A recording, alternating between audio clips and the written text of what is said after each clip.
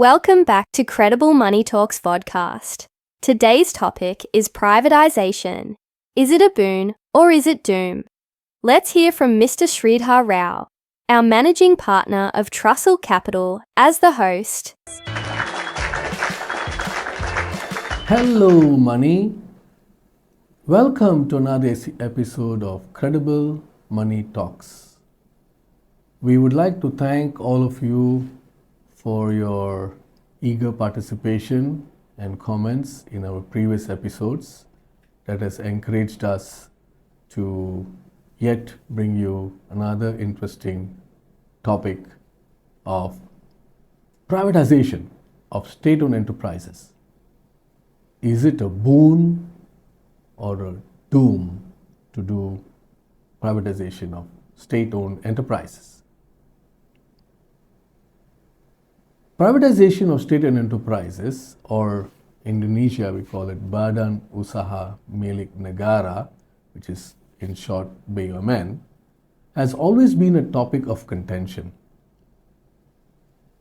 Privatization always comes up as a basis to reduce budget deficit, if at all. This always leads to issues regarding maximization of selling price variance between expected selling price from the government to that of the price in the market based on market demand. This strategy often leads to a failure in privatization. Hence, we decided to explore the subject in depth by analyzing previous privatizations to understand the key success factors and the basis of failure. In the end, in our next episode, we shall prepare a matrix to select BUMNs to determine whether they should be privatized based on some criteria. Now, we look at a prime example of a success story in privatizations, which is basically the United Kingdom. The United Kingdom shifted into privatization in the late 1980s, and it was driven by the late Prime Minister Margaret Thatcher, who I respect a lot for her grit and steel to do and continue and complete these privatizations. But it was driven by certain basic economic, political, and ideological factors. And the drivers behind these decisions in privatization were basically the economic challenges in the 70s and the 80s, which basically put Britain in a very bad situation where basically there was economic stagnation, high inflation, unemployment, low productivity, and the British economy was dwindling, and compared to other industrialized nations like Germany and Japan. So that was quite a scandal that the UK was facing that forced them to think, or rather rethink, their strategy on economic policy, and that was one of the main drivers for privatization. The other issue was state-owned enterprises were not efficient, and so the industries such as utilities industries like water, electricity, gas, telecommunications, steel, coal, which were all operated by the government, were not performing well. They were overstaffed and highly inefficient, and they resisted innovation, and this burdened the public finances in the UK. Further, public sector debt was also growing, and because of continued subsidization of these state-owned enterprises, and this rising public debt was critiqued by the UK public, and that was also another thing that drove them to embark on privatization. Then also there were issues with regard to wanting to endorse free market ideologies, where basically they felt that certain theories of Friedrich Hayek and Milton Friedman, who were advocating a reduced government intervention in the economy, was the way to go forward for a better future for the UK. And this is, of course, very encouraging for the private sector, and this of course will lead to competition and better productivity, and hence innovation would drive better profitability, was the basis of such decisions. Further, the pre-war, Keynesian was the basis of creating economic policy, which meant that government intervention was the basis of economic policy. But then they decided to move away from Keynesianism and basically endorse into free market policies. And then also they realized that individualized ownership leads to entrepreneurship and responsibility, and so basically privatization was a way to transfer control, and certain industries would need entrepreneurship in their culture, and hence this was considered a prime basis for privatization as well. On the other hand, UK was facing a big issue where trade unions were very powerful at the time, and hence all negotiations that were expected unreasonably by the trade unions had to be passed on, otherwise the entire country's utility sector would shut down, and that was leading to a mismatch in value creation versus contribution from labor towards the economy. So they decided that the way to go forward is privatize and let the state out of the picture, and hence the trade unions can be settled and worked out by the private sector in their own way. So of course that led to a lot of discontent, and this is not a very positive decision in general. So the labor unions were very upset with Margaret Thatcher, but she still believed that that is the way to go forward, and there is no way that UK can sustain such subsidies in debt, etc. And so based on that, we also felt that these subsidies were leading to no revenue generation for the government, and hence the purpose of an investment in the state-owned enterprise should be to basically obtain some returns, but then effectively they were actually chipping in all the time, so there's no value in continuing this kind of strategy of investing with so much of debt in the public sector. And so hence there was a privatization made of British Telecom, which in 1984 raised billions of pounds, and that was an example which led to further episodes of privatization in the UK. And of course there was a reduced tax burden because privatization helped helping increase revenue streams and allowed them to raise taxes, and efficiency was the slogan of the time when privatization was moving forward, and competition, market discipline, all these forces were brought in. And also, interestingly, they felt that they could allow the British public to participate in share ownership, and hence created a shareholder democracy, as they call it, in privatization. So these were the basis of privatization in the UK, and basically that was a widespread success.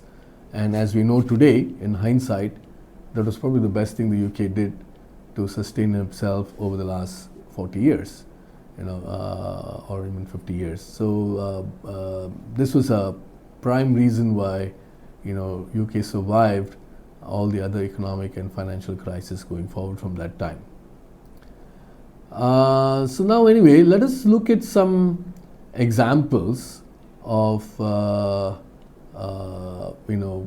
success stories around the world, and let's find out what effectively came out of these transactions, right? And so of course the UK experience is definitely what is a driver, but nevertheless let's look at other more recent transactions. So let's start with the Chinese National Offshore Oil Corporation, which was privatized in 2001, and they basically offered 27.5% through an IPO, and subsequent to the IPO, the share price overall moved up, net profit margins were better, and this basically indicated that this privatization was a success. So margins from 27% went up to 35%, and revenues prior to privatization was sizable, $1.8 billion, but subsequently moved up to $4 billion, and currently has just multiplied to $61 billion. You can imagine the incremental impact on the economic multiplier effect of such a transaction. And even asset values moved significantly up. So now with this example, you can see that privatization should not be viewed only from the perspective of at what price one should sell, but what is the potential upside to the economy and overall. I mean, can you imagine revenues moving from 1.8 billion to 61 billion over the years, and that's an unimaginable trend. And if these kind of numbers are achieved, then obviously the multiplier effect to the country and the GDP growth is significant. I think this should be the way to go forward in privatization, so not just purely at the time price sale as the basis. Now moving forward, we have another example basically, which is POSCO, which is a South Korean steel manufacturer. They also started privatizing, and then over the years and at the end of the day they held less than 5%. So 95% of shares in POSCO have been let go to either private or institutional investors, and finally in 2001 the entire stake was left out. So the government is hardly owning any shares. But here again we can see that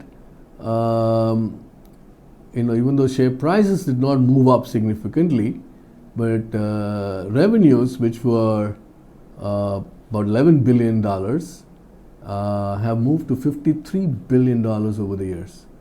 So again, similar case like that of the Chinese scenario, where CNOOC was privatized and revenues jumped up.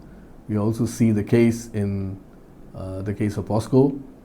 So again, going back to my point earlier, privatization should not be only viewed only as a perspective of sell price, but rather the potential upside and the impact to GDP growth. Moving forward, we have Bharat Petroleum from India, which is also privatized in around 2021. Well, about 25 to 26% shares were sold, and we noticed that the minority stake was not necessarily valued by the market significantly well, but revenues, which were previously $5 billion, in such a short period has moved up to $53 billion. So again, going back to my point that the value upside for the country through contribution to GDP growth is significant when it comes to privatization of their state-owned enterprises. This should be a perspective that should be considered. Um, Subsequently, we see now in a recent case, we have Air India, which has been privatized in 2021, where the Tata Group bought in 100% of their shares.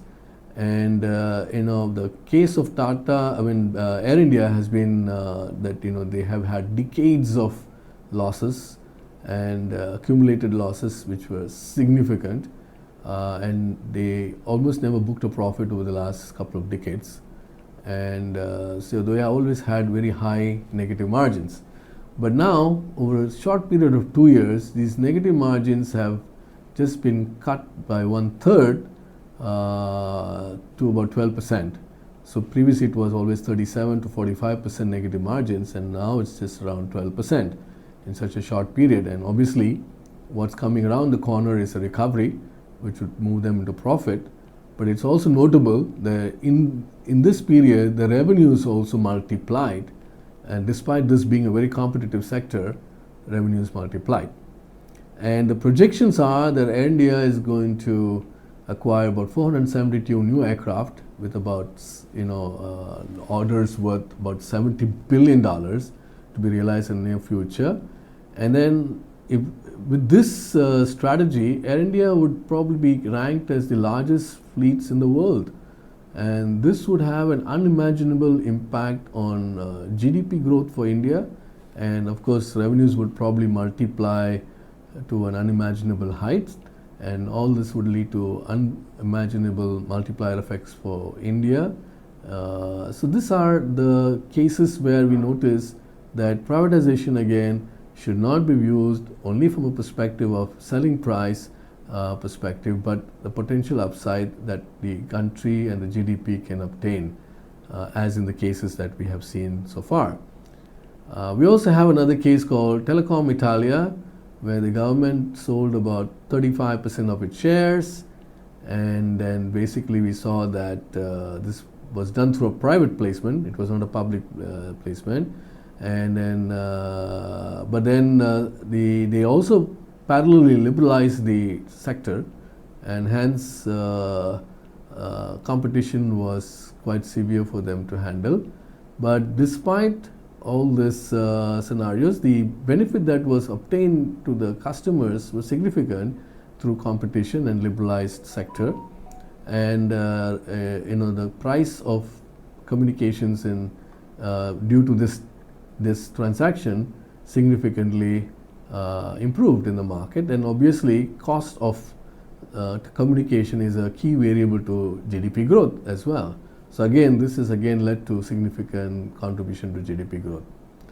And then we also have a case of Deutsche Telekom. There, of course, it's a very old transaction that in 1996 they sold 25% shares to the public, and of course over the years they have also sold more through an IPO. And of course they struggled with low margins because previously they were a monopoly, and subsequently going into competition, it did not help them to obtain good margins. But nevertheless, revenues multiplied again, and overall the competition has the sector has seen efficiencies, and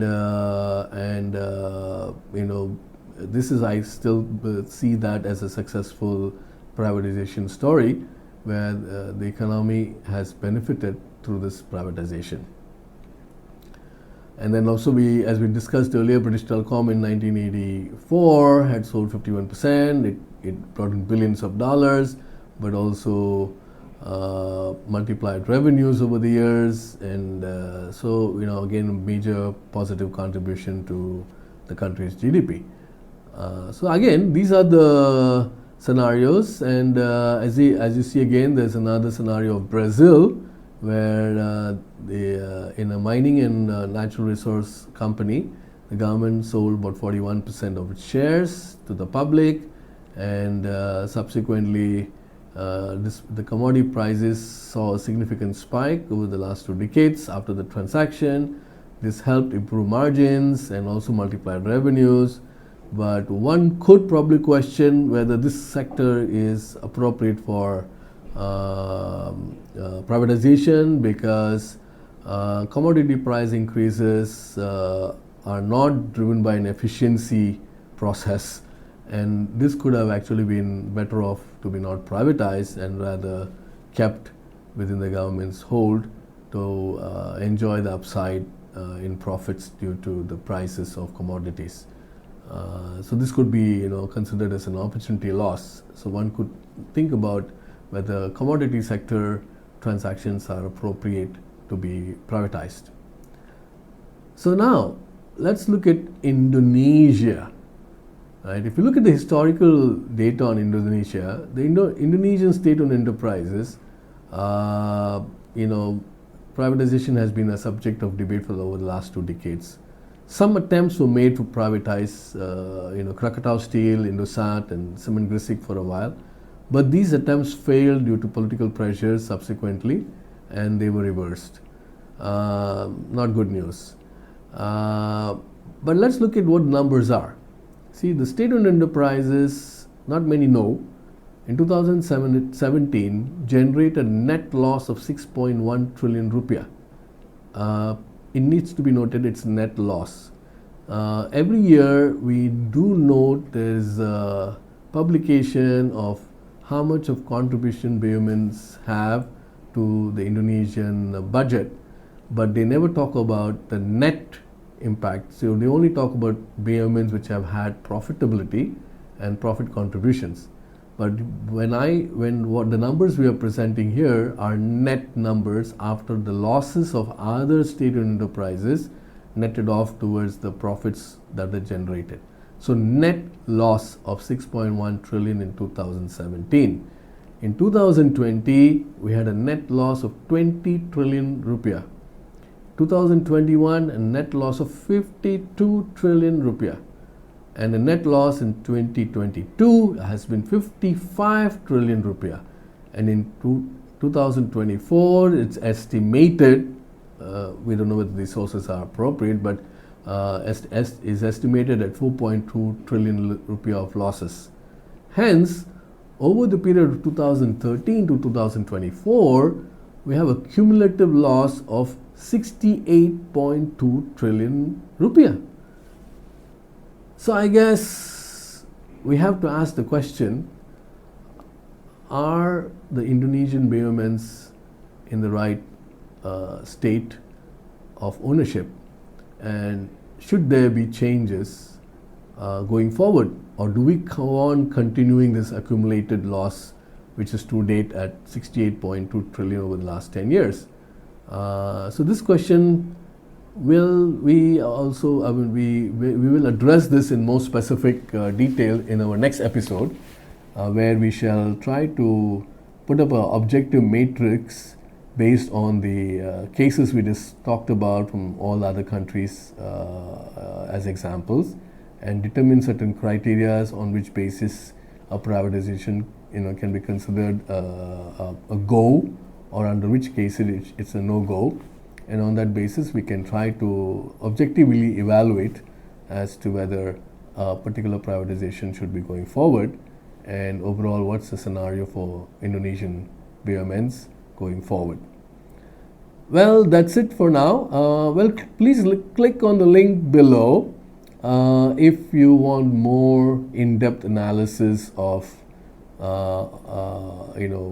privatization, which is in our newsletter, Credible, and we hope to hear from you in your comments, and otherwise we'll see you in our next episode on privatization of BUMNs part 2, soon to be released.